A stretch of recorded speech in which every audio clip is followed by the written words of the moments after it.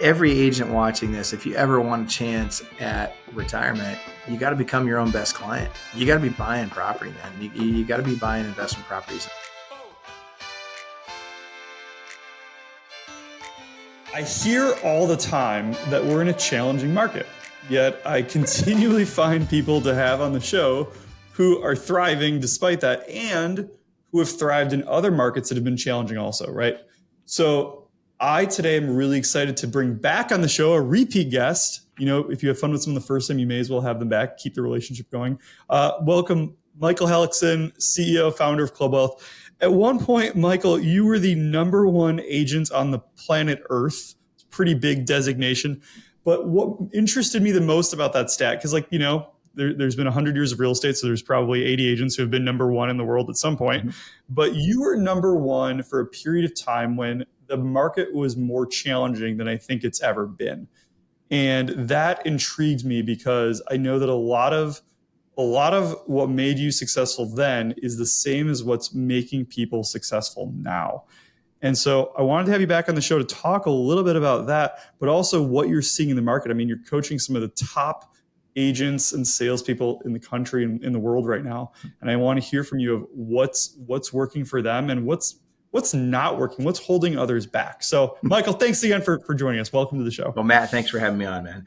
And, it's interesting, you talk about the challenges that are out there. Obviously there's chaos in the industry right now, right? There's chaos in the marketplace right now. And I always like this, to share the famous quote, and I don't even know who said it first, but where there's chaos, there's opportunity. And right now there's a lot of chaos out there. So guess what? There's a lot of opportunity out there right now. And frankly, agents in this industry, and I'm not saying every agent, I'm just saying as an industry, the real estate industry has never been more lazy and entitled than in the last 10 years. And I got to tell you, man, it's the agents that are willing to work hard, the agents that are willing to be disciplined, stick to a schedule, that are willing to do what others can't or won't. Those agents are succeeding at very high levels right now. Now, are they succeeding as easily as they did 3 years ago? No, they're having to work even harder. Everybody's having to work harder right now. But guess what? Those agents that are doing that, those agents that are disciplined, they're building market share right now. And as this thing begins to turn around, guess what's going to happen? Those agents are going to skyrocket. Their business is going to go through the roof. Well, something else with that too. So not only are the agents who are a little bit disciplined and who have a plan, are they doing better, not only financially, but there's also the emotionally and mental side of it, right? Because it's so much easier to sleep at night when you feel in control of your business. And when you're not letting the market, which is out of your control, dictate how you run your business, how much money you make, how you serve your clients, very importantly, by the way, and how you feel. And I think a lot of people lose sight of that. In an easy market, everyone can do okay. But now that we're in a market that has some unique peculiarities and some challenges, it takes a little bit of a plan, and not a little bit of a plan, but a lot of bit of a plan in order to achieve those same results. And to your point, that's caused a lot of laziness and complacence. Well, and the problem is, first of all, to your point, when it comes to sleeping well at night, yes, absolutely. It's kind of like working out every day, right? And not that I'm obviously not Mr. Adonis, picture of perfect health. But at the same time, I can tell you that when I'm working out regularly, I sleep better. The serotonin, dopamine, oxytocin levels, those are all increased, right? And so all of a sudden you start feeling better. When you feel better, you perform better. When you perform better, you succeed better. And when you succeed better, you sleep better. So it all has to do, it kind of all feeds on itself. That being said, we come back to this, how do I do this? What kind of plan do I need to have? The problem is most agents, they overcomplicate the plan. They're trying to do 100 different things, and they'll do everything except the one thing that they have to do at a bare minimum to build on. The foundation of this business is picking up the phone. Everything else is on top of that. All the social media, all of the marketing, all of the other things, none of those things work unless you pick up the phone. So what agents have to learn how to do is get your butt up in the morning, get to the office early, but everybody wants to work from home. Well, there's no wonder that you're missing out on synergy, right? There's no wonder you don't have the energy to make calls all day, or at least for the first 4 hours of every day. But guess what? Those agents that go to an office and they sit in a room with a group of other agents making calls every day for at least 4 hours, Man, they are crushing it. And then they add all these other things on top of that one building block, that one foundational piece, and all of a sudden they build a business that's to be envied, right? They build a business that's very successful, that's very consistent, that's very productive, and they get to have a life in the process. And when they go home, they're not stressed out about, man, am I going to list any homes tomorrow? You interviewed my son just recently, and here's a kid. He's 22 years old. He's the number one listing agent in the country. His first year selling real estate, he listed 97 homes. Second year, over 120, and that's not even counting REO. This year, he'll probably close, I don't know, I'd guess about 150 to 180 homes this year, not counting REO, which is, probably another 40 or 50 transactions. And so why do I say, and that's not counting his team, by the way, that's just him. Why am I counting that, or why am I saying this? Because if a 22-year-old kid can do it, anybody watching this can do it. And your market doesn't matter. He's in one of the most competitive markets in the country, and he's doing it. And yet I've got agents that watch these videos that, they're in markets that aren't nearly as competitive, and they're concerned about, how do I go get a listing? How do I go get a buyer? Pick up the phone. It starts with something. Yeah. And, I joked with him last week that when an agent comes to chat and they say, hey, I'm doing all the same things and I'm not getting more business. Why? I say, well, you're doing all the same things, so that's why. But number two, let me see your calendar. And they're like, why? And I'm like, well, I just want to see what marketing's in your calendar. Oh, well, I don't put it in my calendar. I'm like, if it's not in your calendar, it doesn't exist. It's not happening. That's right. And I said, and they're like, well, I work my database. I'm like, awesome. Let me see your database. And they're like, oh, it's just my contact list. I'm like, that's not a database.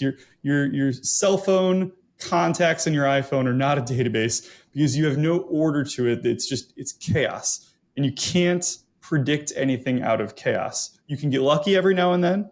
You can make some phone calls on a day where you have a little bit of extra time. But there's nothing predictable and repeatable or in your control about that lifestyle of business. And that's the biggest mistake that I see from agents in this industry, and probably from salespeople in every industry. 100% agree. I could easily go back through, if I know the average sales price for that agent, I can go back through their calendar for the last 2 weeks, and I can very conservatively, I can predict what they're going to make in the next 12 months within about 10%, if I just know what they did in the last 2 weeks.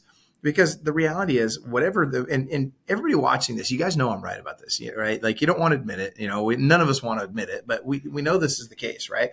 If we look at what we've done the last 2 weeks, that's indicative of what we're going to do in the next 12 months. And so really all we have to understand is, what are our habits? Because our habits dictate outcomes, right? We don't get to choose our outcome unless we're willing to choose the right actions. And those actions oftentimes aren't fun. In fact, the people that make the most money are the ones that, it doesn't matter what area in life we're talking about. You want to talk about money? Okay, then you've got to be willing to do the things that bring the money in. And those are the things that are the hardest, right? It's picking up the phone. It's going to lots of appointments. It's doing the stuff that most agents don't want to do. You want to be in great shape. What do you have to do? You got to work out every morning, every single day, 5 days a week. You got to work out. You got to eat right, right? There's just very simple habits that you've got to get in that will dictate that all of a sudden you get these great outcomes. The problem is that we've become in this industry so used to, what for the last 15 years has been a market that just continues to go up and up and up and up and up. And it's been very easy. It's been like taking candy from babies. And then all of a sudden there's a shift in the market and people got to work for a living. We're down 26 to 32%, depending on the neighborhood that you're in, on number of sales year over year. You look at the mortgage industry. I mean, Matt, you guys are an anomaly in the mortgage industry, right? Most people in the mortgage industry have gotten out of the business. I mean, mortgage has been decimated in the last 12 months. Real estate's following suit. I got news for you. The only reasons the numbers that don't show that yet, the only reason the National Association of Realtor statistics don't show a mass exodus out of the business is because most people have just kept their license active, but they're still driving Uber. They're still doing DoorDash. They're still doing some other side gig that's really their primary gig because their real estate is not paying for their lifestyle. Well, that's one of those things where when we look at our market, and every market's different, but I think last month where we live, there's 2,900 realtors and there's another 2,000 real estate agents. But I could only count 643 closed transactions of residential homes. Yeah. So when I look at that and I say, okay, well, my good friend Mark, then one of the number one guys in town, he did 17 of those. Mm-hmm. The number two guy, Josh, another guest of the podcast, he did 14 of those. And then there's another 20 agents who did a good number of them. There were probably only 330 agents that got a paycheck. Yeah. And that's not a good paycheck. There were probably only 330 that got a paycheck. And when And you do those that, you say, 330 agents, are they getting that paycheck every month? oh, it's inconsistent, right? For the vast majority of them. So that should be the lesson. But also, there are areas inside of our business that are on the up. And you and I were joking about one that we're both pretty passionate about before this. And I want to jump into this because it's very specific and tangible, and that's investors. Mm-hmm. So you and I are both property investors. I think and I hope that a lot of people listening have at least one investment property. But let's talk investors and what's happening in the market right now and kind of the hidden opportunity right there. Well, first of all, every agent watching this, if you ever want a chance at retirement, you got to become your own best client. You got to be buying property, man. You got to be buying investment properties. And I'm talking about cash flowing investment properties, not stuff that you got to feed every month. It's, in fact, our rule is cash flow or not at all. Everything's got a cash flow. If it doesn't cash flow, we just won't do it. And so that's mission critical. But that being said, the investing in real estate right now, you think about it, Matt, I think you were telling me that you'd looked up the statistic and it was 22% that you saw that 2% of all sales here in the last month were sold to investors. The number I heard is that 33% this year have been investor sales. Now, who knows where the statistic really lies, and it depends on how those numbers are gathered, et cetera. But let's just say that somewhere between 22 and 32 and 33% of all transactions happening in the country right now are investor purchases. That's significant, right? Well, what do investors know that mom and pop don't know? They know that the market's going to go up, it's going to go down a little bit here and there, but by and large, and over a long period of time, it's always going to go up. Rents are always going to go up over the long haul. And there's advantages that you get, whether it's leverage, whether it's equity pay down, whether it's appreciation, whether it's accelerated depreciation, which full-time investors get to take advantage of. There are so many advantages that you get when it comes to investing in real estate that you can't even touch the returns anywhere else. The stock market doesn't touch it. Bitcoin doesn't touch it. Nothing. None of this stuff touches what you can do in real estate. Because of the leverage, the depreciation, all that stuff. And then, of course, you're appreciating based on the actual asset amount and not just on your investment amount. And so if you guys aren't buying, you should be. And if you're not helping other people buy and sell investment properties, you should be. Go ahead. This is so interesting because when you now that we know that investors are 30, call it 20, let's split the difference, 25% of the market. That's a fourth of all transactions. That needs to adjust. Now that you know this, you need to adjust your marketing and the messaging that you're using to ensure that it's hitting those ears. So, I mean, think of an easy activity that one of my friends taught me. You could literally go through your database in 2 hours, and then say, which of my clients need a little tag as a current or potential investor?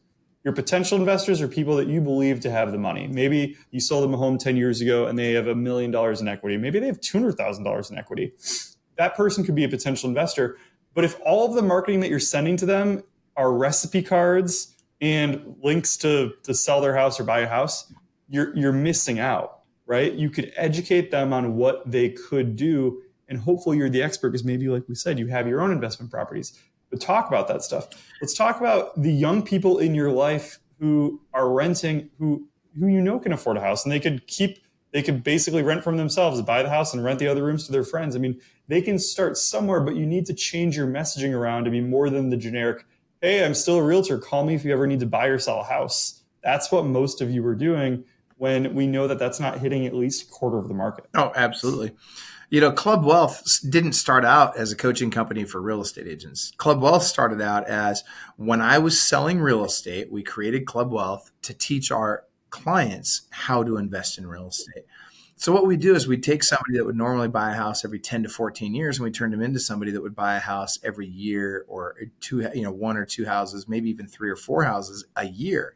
Now, I'm not talking about working with professional investors there where this is their full-time job and they've got to buy stuff at 65 cents on the dollar and all that. Those are not the guys that I targeted. I was looking for people that were just mom and pop. In fact, I just talked to one of them yesterday, who's a millionaire today because we taught him how to invest in real estate, 20 years ago. And so what do? They bought real estate. They held on to it for a long time. They leveraged that. They grew it into other properties. They bought additional properties beyond that with the money from that first property. And guys, anybody can do this.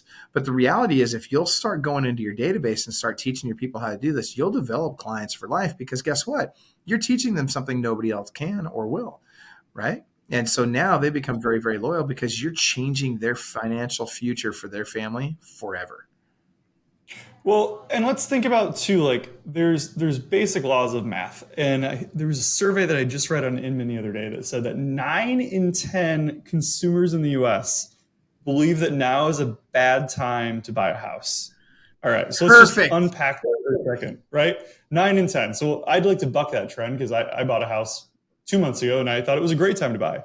The reason I thought it was a great time to buy is because there's this simple thing called math, and I'm not very good at it because I work in mortgages, but when I did the math, my mortgage payment, taxes, and insurance was X, and the amount that I was going to be collecting in rent every single month from now until the eternity started off at more than X, so it cash flowed for me. So if I were to be surveyed by one of these organizations, if they were to say, do you believe it's a good time? I would say absolutely, because the day that I buy it, I'm making more money and I will have more money in my pocket for my family than I did the month before. But if you're a real estate professional or a mortgage professional and the main message you're going after is, yeah, call me to buy a house when you're ready, you're not doing anything to change that perception or even like telling them what you're looking for them to call you on. And that is not going to get you anywhere in this market when you have to counter the negative beliefs in the media and people's dumb uncles telling them that it's a bad time to buy or sell. I fully agree with that. I was just thinking as you were saying that, I was thinking about a property that I just picked up. I think Tara bought it. My wife, Tara, I think she bought it on Thursday. And let me just give you the numbers on this thing. So first of all, understand my interest rate on this thing, and it's a long story. The way this one was purchased was not on a conventional mortgages. Most people are going to get way better interest rates than this now, but because we've got to move some mortgages around, we ended up having to do this one on what's called a no ratio loan, which is a very high interest rate. And so I think I can't remember, it's right around 10% interest. It's like 10 and a quarter or 9 and 3/4 or something like that. And people would think, oh man, that's terrible. I can't believe you're doing that. Well, look, on this particular property, I'm getting a 10.81% cap rate, which is ridiculous, by the way. Grant Cardone is happy with a 3 to 5% cap rate. I'm getting 10.81 on this house. And by the way, my internal rate of return is 15.14%, but my cash on cash return is 1,904%. Guys, like it's crazy. It cash flows right out the gate. It's going to cash flow $1,000 a month. And so it's not about the interest rate. Watch this. Will interest rates always be where they are today? No. And now, will they come down to 2-3% again? Probably not in my lifetime. But are they going to come down below where they are today? Probably.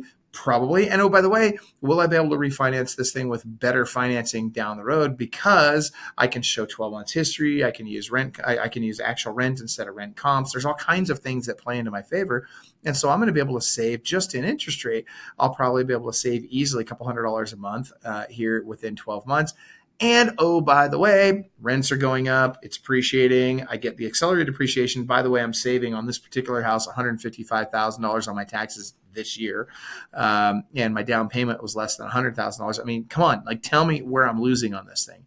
But it's a bad time to buy. That's uneducated people say it's a bad time to buy. And so, yeah, are 9 out of 10 people in America uneducated? Absolutely. On real estate? Absolutely. What does that say about our industry, though? I mean, like, if 9 in 10 people believe something, that means that all of us in our industry have been spending all of our time complaining about a commission lawsuit or about interest rates or whatever the issue is going to be tomorrow. Pick an excuse out of a hat like the airlines would do and move on. But we are doing a terrible job at educating our clients and our communities on actual opportunities to build wealth and to grow, right? Like I don't need to go to the doctor for them to tell me all of the things that are wrong. I need them to tell me, all the things that if I slowly start to implement right now will have a massive effect 20 years from now on my quality of life. I don't know why realtors expect a great physician's level of income without putting in a great level of effort. It's very, very strange to me.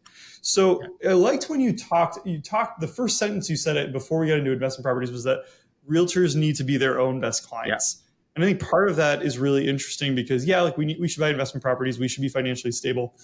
But also, if you don't know how to become your own best client, you don't know what to sell. And you're also not selling from a position of confidence. Like, why should a customer listen to you if you are not taking your own advice? Or even worse, if you're not able to create your own advice in the first place? I think that's a big one that I'm seeing missing in the market. I want people to kind of create more of those opportunities for clients and to tell them what to do as an expert. And I think we're missing a lot of that because agents are waiting for their clients to call them versus saying, hey, I think you should do this because it's worked for 5 of my other clients. It's worked for me. I want to help you and lead you to what you deserve. So first of all, yes, now, I would preface this with the caveat that you don't have to own a home to be a great real estate agent. But man, it sure helps. It helps to have gone through the process, right? You don't have to own investment properties to be able to help investors, but man, it sure helps, right? I mean, it really does. It positions you to have better conversations, and it positions you to become a real trusted advisor instead of somebody who's just, trying to earn a commission. And so I would suggest that if you haven't purchased rental properties yet, first of all, you should, but don't let that be a hindrance from going out and working with investors. Now, that said, those of you that are buying investment properties, why aren't you teaching your clients what you're doing and how you're doing it? Start there, right? Do investor seminars in your local market. Do home buyer seminars, do seller seminars. If you're selling one to many, and I mean, I think about my world, one of the reasons why I do as well as I do in all the businesses I'm in is because I'm teaching one to many and instead of teaching one to one. And let me tell you that is powerful when you're teaching a group. Let's say you've got 20 people that show up for a home seller seminar, right? Well, that's like doing 20 listing appointments at the same time, right? You're going deep with these people. That's massive. That's really solid. And by the way, you're the guy at the front of the room. You're the expert, right? And so guess what? It's a natural conclusion for them to want to work with you at some point.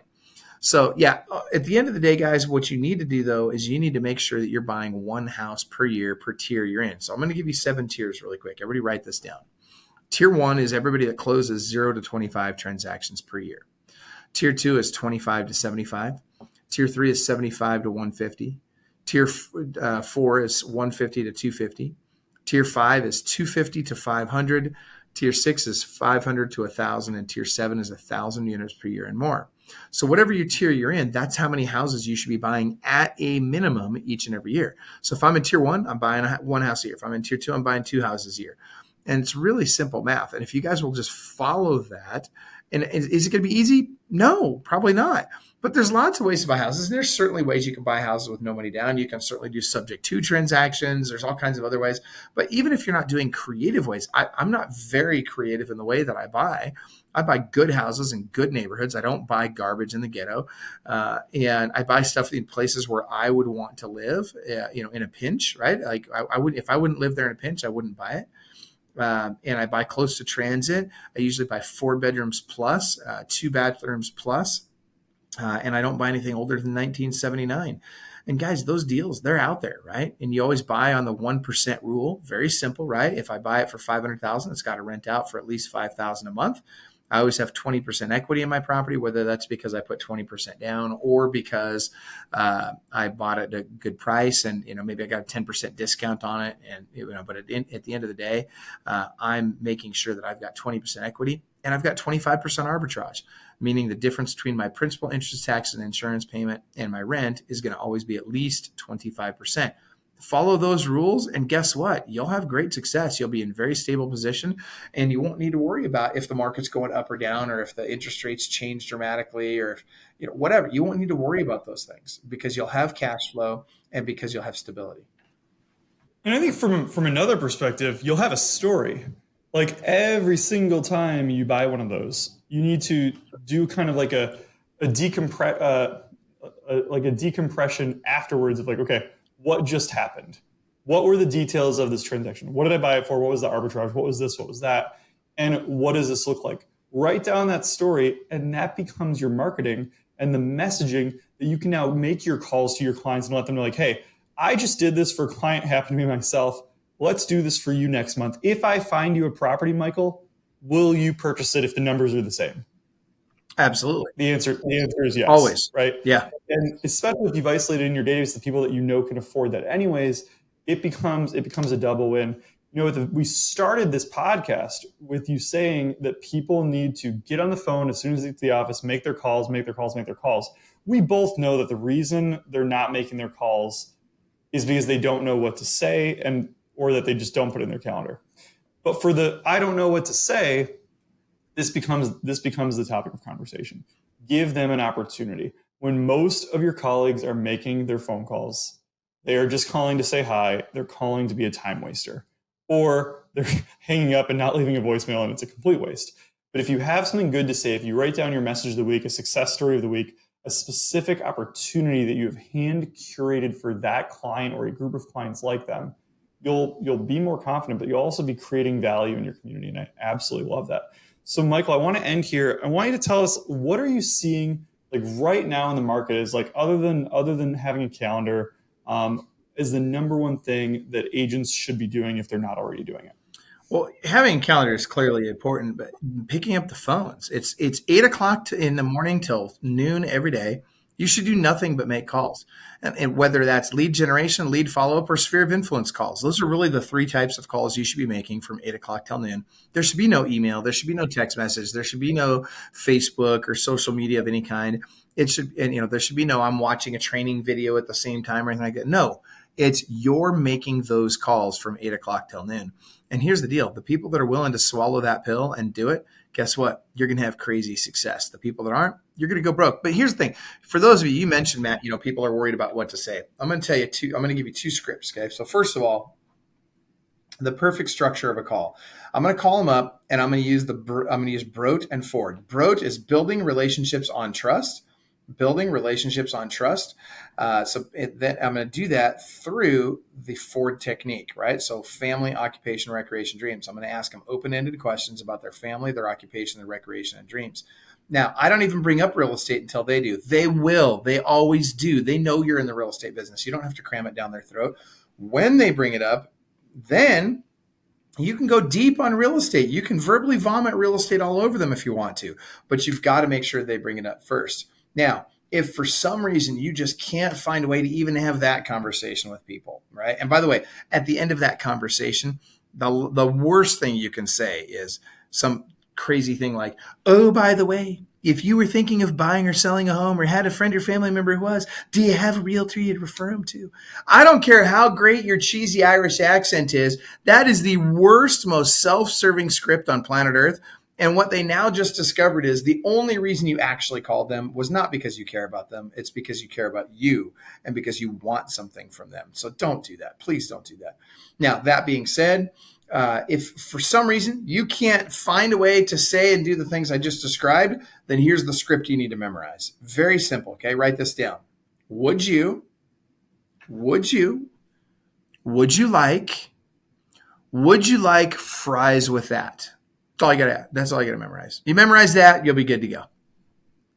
Well, pretty much everyone in America does want fries with that. So that therein lies the answer of what separates the men from the boys, or the true sales professionals from everybody else in this. So, Michael, I love this. If someone wants more of this style of information, which I think everyone needs a little bit of it, and if you think you don't, you need extra. How could they get more information on Club Wealth Coaching or get more information on connecting with you? Just, hit me up on Facebook. I'm super active on Facebook. Shoot me a follow on Facebook. It's Michael Hellickson, MichaelHellickson. We've also got a Facebook group, the Club Wealth Real Estate Agent Mastermind group. Feel free to join that. But at the end of the day, follow me on Facebook, send me a Facebook message, and I'm pretty good about responding to that stuff. And yeah, it's actually me responding. I don't have a VA responding for me most of the time. Very rarely, if I've got a post that's getting a ton of traction that has a lot of questions, I might have a VA help me out. But the vast majority of the time, it's actually me responding. So shoot me a message on Facebook, and we'll see if there's a way to find a fit and for it to help you out.